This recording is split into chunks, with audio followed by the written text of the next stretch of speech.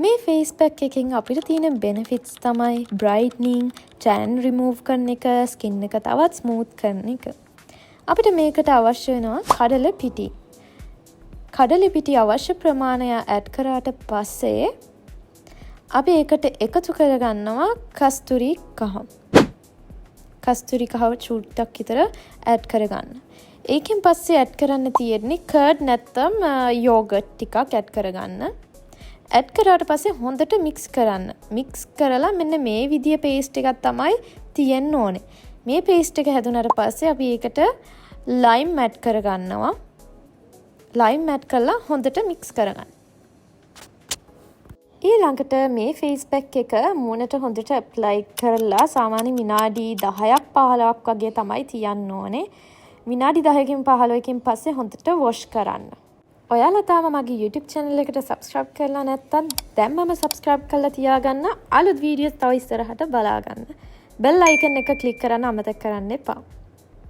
මේකත් පළවෙනි mask එක වගේ මේ ඒකේ same benefits මේක. ඔයාලට මේ දෙකින් එකක් හදා ගන්න පුළුවන්. මේකට අපිට අවශ්‍ය වෙනවා yogurt නැත්නම් curd ටිකක්.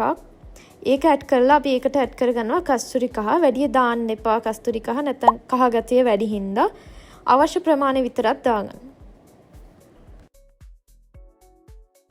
අවශ්‍ය ප්‍රමාණය දාගත්තට පස්සේ හොඳට මික්ස් කරගන්න. මික්ස් කරාට පස්සේ මෙන්න මේ කලර් එක තමයි තියන්න ඕනේ.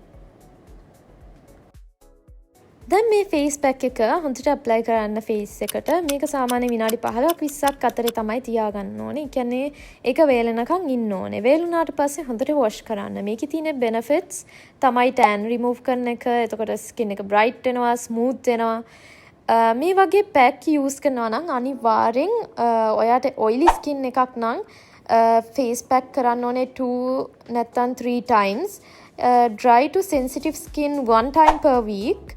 normal skin 1 to 2 times. හැමදාම use කරන්න එපා. රැට use කරන තරමටම හොඳයි.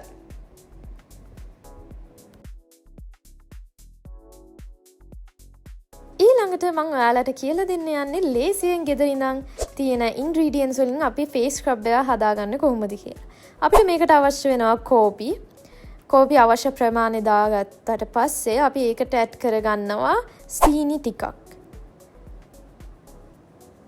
සීනි ටික ඇඩ් කරාට පස්සේ මේකට අපි අවශ්‍යම කරන දේ ඔලිව් ඔයිල් ටිකක් ඇඩ් කරගන්න නැත්නම් කොකනට් ඔයිල් ටිකක් ඇඩ් කරගන්න පුළුවන්. ඊළඟට ඔයාලට තියෙන මේක හොඳට මික්ස් කරලා හොඳ පේස්ට් එකක් හදාගන්න. ගොඩක්ම මේ ලික්විඩ් වගේ තියාගන්න එපා. ටිකක් ඔකුවට වගේ තියාගන්න. මේක ස්ක්‍රබ් එකක් හින්දා.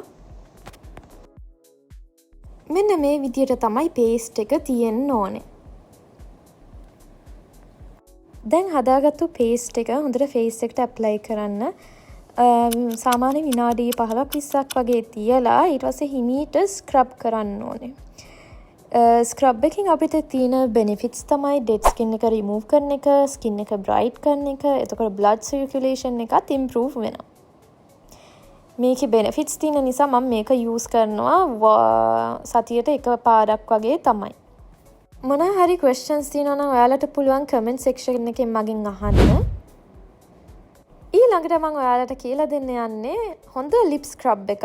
ඒකේ තියෙන dead skin, එතකොට darkness ඔක්කොම නැති කරගන්න මේ ලේසියෙන් හදාගත්තේ scrub එක මම ඔයාලට කියලා දෙන්නම්. මේකට අපිට අවශ්‍ය වෙනවා මී පැණි. මී පැණි sugar විතරයි. ඉතින් මේ දෙක සාමාන්‍ය ප්‍රමාණයක් ඇඩ් කරගන්න.